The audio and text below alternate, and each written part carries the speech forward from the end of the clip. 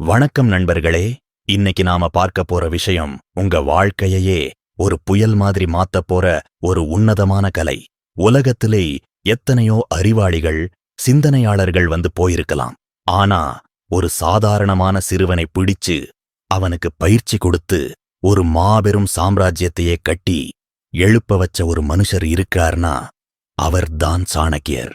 அந்த சாணக்கியர் சொல்லிக் கொடுத்த ராஜதந்திரங்கள் வெறும் அரசியலுக்கு மட்டும் கிடையாது. நாம மத்தவங்க கிட்ட எப்படி பேசி நம்ம காரியத்தை சாதிக்கணும் அப்படிங்கிறதுக்கும் அது ரொம்பவே பொருந்தும். ஒரு நிமிஷம் யோசிச்சு பாருங்க. ஏன் சில பேர் பேச ஆரம்பிச்சா மட்டும் எல்லாரும் அப்படியே சொக்கி போய் கேக்குறாங்க?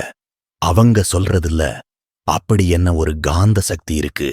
ஆனா அதே சமயம் சில பேர் எவ்வளவுதான் உருக்கமா பேசினாலும், அறிவுபூர்வமா பேசினாலும் ஏன் யாருமே கண்டுக்க மாட்டேங்கிறாங்க? இதுக்கெல்லாம் காரணம் அந்த பேச்சுல இருக்கிற தந்திரம்தான். சாணக்கியர் சொல்லிக் கொடுத்த அந்த 7 ரகசியங்களை இன்னைக்கு நாம ரொம்ப ஆழமா அக்குவேரா ஆணிவேரா பிரிச்சு பார்க்க போறோம். இது உங்க வாழ்க்கையில நீங்க ஒரு மேடையில பேசினாலும் சரி, உங்க மேலதிகாரிகிட்ட பேசினாலும் சரி, இல்ல உங்க வாழ்க்கை துணைகிட்ட பேசினாலும் சரி, அத்தனை இடத்துலயும் ஒரு மேஜிக் மாதிரி வேலை செய்யும். முதல்ல நாம புரிஞ்சுக்க வேண்டிய விஷயம் என்னன்னா, மௌனம் அப்படிங்கிறது ஒரு பலவீனம் கிடையாது. பல பேர் நினைக்கிறாங்க அதிகமா பேசினாதான் நம்மளோட ஆளுமை மத்தவங்களுக்கு தெரியும்னு. ஆனா சாணக்கியர் சொல்றாரு, உங்க வாய திறக்கிறதுக்கு முன்னாடி ஒரு விஷயம் யோசிங்க. நீங்க பேசப் போற அந்த வார்த்தை அமைதியை விட ரொம்ப அழகா இருக்குமா? அப்படி இல்லன்னா பேசாம இருக்கிறதுதான் புத்திசாலித்தனம். அமைதியா இருக்கிறது மூலமா நீங்க 2 விஷயத்தை சாதிக்கலாம். ஒன்னு, மத்தவங்க என்ன நினைக்கிறாங்க அப்படிங்கறத நீங்க ஆழமா கவனிக்க முடியும். 2வது, உங்களை பத்தி ஒரு மர்மமான பிம்பத்தை மத்தவங்க மனசுல உருவாக்க முடியும். ஒரு மனுஷன் எப்போ அதிகமா பேசுறானோ அப்போ அவன் தன்னோட ரகசியங்களையும் பலவீனங்களையும் மத்தவங்க கிட்ட தார வார்த்துட்டு இருக்கான்னு அர்த்தம். அதனாலதான் சாணக்கியர் சொல்றார், ஒரு ராஜதந்திரி எப்பவுமே தான் ஒரு சிறந்த கவனிப்பாளரா இருக்கணும்னு. அடுத்ததா, வார்த்தைகளோட நிதானம். சில பேர் படபடன்னு பேசுவாங்க. அப்படி பேசும்போது அவங்க என்ன சொல்ல வர்றாங்கன்னே புரியாது. அது மட்டும் இல்லாம அவங்க பேசுற வார்த்தைகள்ல ஒரு தெளிவு இருக்காது. சாணக்கியர் என்ன சொல்றார் தெரியுமா? வில்லுல இருந்து கிளம்புன அம்பும் வாயில இருந்து வந்த வார்த்தையும் என்னைக்குமே திரும்ப வராது. நீங்க கோபத்துல இருக்கும்போது இல்லன்னா ரொம்ப சந்தோஷமா இருக்கும்போது ஒரு வார்த்தை கூட பேசிடாதீங்க. ஏன்னா அந்த நேரத்துல உங்க அறிவு வேலை செய்யாது, உங்க உணர்ச்சிகள் தான் வேலை செய்யும். நிதானமா பேசுறவங்களுக்குத்தான் ஒரு சபையில மரியாதை கிடைக்கும். நீங்க ஒரு வார்த்தை சொன்னா கூட அது ஆணித்தரமா மத்தவங்க மனசுல பதியணும். அந்த நிதானம்தான் உங்க அதிகாரத்தை காட்டும். 3வது தந்திரம் ரொம்பவே சுவாரஸ்யமானது. அதுதான் இடத்தை அறிந்து பேசுறது. நீங்க ஒரு விஷயத்த பேச போறீங்கன்னா அந்த சூழ்நிலை அதுக்கு ஏத்த மாதிரி இருக்கான்னு முதல்ல பாருங்க. முன்னாடி இருக்கிறவங்க மனநிலை எப்படி இருக்கு? அவங்க உங்க பேச்ச கேட்க தயாரா இருக்காங்களா? இதையெல்லாம் கவனிக்காம நீங்க பாட்டுக்கு பேசிட்டே இருந்தா அது செவிடன் கிட்ட சங்கூதர மாதிரிதான் இருக்கும். சாணக்கியர் ஒரு உதாரணம் சொல்வாரு.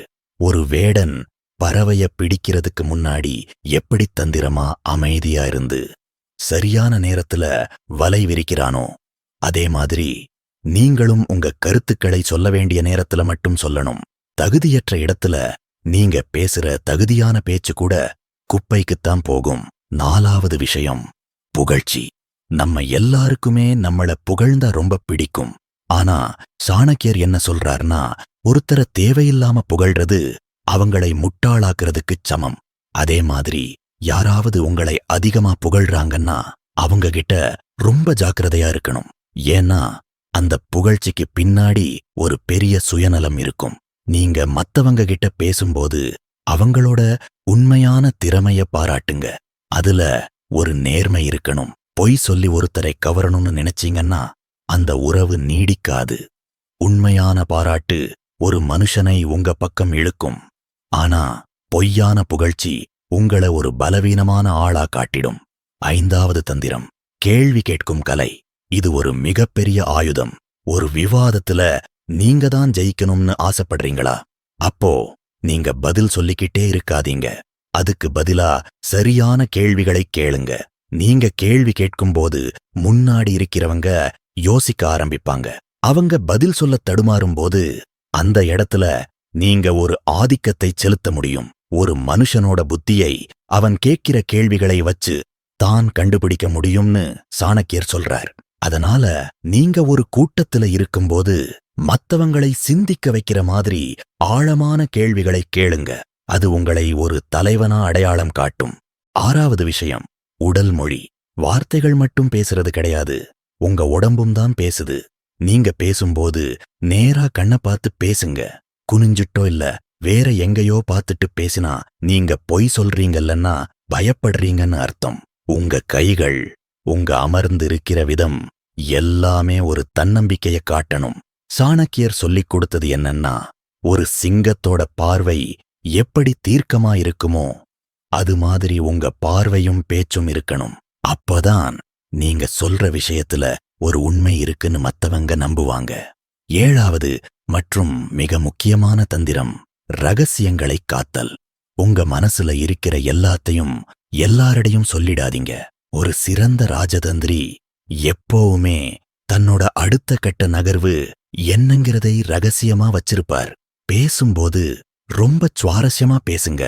ஆனா உங்க வாழ்க்கையோட முக்கியமான முடிவுகளையோ இல்ல உங்களோட பலவீனங்களையோ பொதுவெளியில பேசாதீங்க. ஒரு மனுஷனோட ரகசியம் அவன்கிட்ட இருக்கிற வரைக்கும் தான் அவன் ராஜா. அது வெளியே போயிட்டா அவன் அடிமையாயிடுவான். அதனால பேசுறதுல ஒரு எல்லைய வச்சுக்கோங்க. நண்பர்களே, இந்த 7 தந்திரங்களும் வெறும் தகவல் கிடையாது. இது உங்க வாழ்க்கையை செதுக்கப் போற உளிகள். இதை பயன்படுத்த ஆரம்பிச்சீங்கன்னா ஒரு சாதாரண ஆளா இருந்த நீங்க ஒரு மிகப்பெரிய ஆளுமையா மாறுவீங்க. பேச்சுங்கிறது ஒரு தவம், ஒரு கலை. அதை சாணக்கியர் வழியில கத்துக்கிட்டா இந்த உலகமே உங்க பின்னாடி வரும்.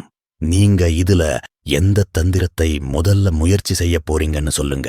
வாழ்க்கையில ஜெயிக்கிறதுக்கு புத்திசாலித்தனம் மட்டும் போதாது, அதை வெளிப்படுத்துற அந்த பேச்சு திறமையும் வேணும். இந்த உரையாடல் இன்னும் நீளமா போகணும்னா நாம ஒவ்வொரு தந்திரத்தையும் ஒரு கதையோட பார்க்கலாம். இப்போ மௌனம்னு எடுத்துக்கிட்டா, சாணக்கியர் எப்படி தன்னோட மௌனத்தாலேயே பெரிய பெரிய எதிரிகளை பயப்பட வச்சார்னு ஒரு வரலாறு இருக்கு. ஒரு முறை ஒரு தூதுவன் சாணக்கியரை சந்திக்க வந்தான். அவன் வந்த நோக்கம் என்னன்னு சாணக்கியருக்கு தெரியும். ஆனா அவர் எதுவுமே பேசாம ஒரு விளக்கை மட்டும் அணைச்சிட்டு வேற ஒரு விளக்கை ஏத்துனார். அந்த ஒரு சின்ன செயல் அந்த தூதுவனை எவ்வளவு குழப்பத்துல ஆழ்த்தியிருக்கும்னு யோசிச்சு பாருங்க. அந்த மௌனம் கொடுத்த அழுத்தம்தான் அந்த தூதுவனை உண்மைய பேச வச்சது. அதே மாதிரிதான் வார்த்தைகளோட நிதானம். ஒரு முறை சந்திரகுப்தர் ரொம்ப ஆவேசமா ஒரு முடிவை எடுத்தார். அப்போ சாணக்கியர் சொன்னார், சந்திரகுப்தா, அவசரம்ங்கிறது ஒரு அரசனோட பலவீனம். நீ பேசுற ஒவ்வொரு வார்த்தையும் உன் நாட்டு மக்களோட தலையெழுத்தை மாத்தும். அதனால நிதானமா பேசு அப்படின்னு சொன்னாரு. இந்த மாதிரி ஒவ்வொரு தந்திரத்துக்கும் பின்னாடி ஒரு பெரிய பாடம் இருக்கு. நீங்க உங்க வாழ்க்கையில இதை எப்போ செயல்படுத்த போறீங்க? இப்படி ஒவ்வொரு தந்திரத்தையும் நாம வாழ்க்கையோட தொடர்பு படுத்தி பார்க்கும்போது அது நமக்குள்ள ஒரு பெரிய மாற்றத்தை உண்டாக்கும். நீங்க ஒரு நேர்காணலுக்கு போறீங்கன்னு வச்சுப்போம். அங்க உங்க தகுதியை விட நீங்க எப்படி பேசுறீங்க அப்படிங்கிறது தான் அவங்க கவனிப்பாங்க. அங்க நீங்க சாணக்கியர் சொன்ன கேள்வி கேட்கும் கலையை பயன்படுத்தலாம். அந்த நிறுவனம் பத்தி ஒரு புத்திசாலித்தனமான கேள்வியை கேட்டா அவங்க உங்களை ஒரு சாதாரண விண்ணப்பதாரரா பார்க்காம ஒரு திறமையான ஆளா பார்ப்பாங்க. வாழ்க்கைங்கிறது ஒரு போர்க்களம். இங்கே ஆயுதங்களை விட அறிவும் அந்த அறிவை வெளிப்படுத்துற பேச்சும் தான் உங்களை காப்பாத்தும். சாணக்கியர் சொல்லிக் கொடுத்த இந்த வழிகள்ல நீங்க பயணிக்க ஆரம்பிச்சா வெற்றி உங்களை தேடி வரும். இந்த தகவல்கள் உங்களுக்கு பயனுள்ளதா இருந்திருக்கும்னு நம்புறேன். உங்களோட கருத்துக்களை கமெண்ட்ல சொல்லுங்க. மீண்டும் இதே மாதிரி ஒரு அற்புதமான விஷயத்தோட உங்களை சந்திக்கிறேன். இது போன்ற யூஸ்ஃபுல்லான வீடியோஸ்க்கு நம்ம பி பெட்டர் சேனலை சப்ஸ்கிரைப் பண்ணி வச்சுக்கோங்க. நன்றி.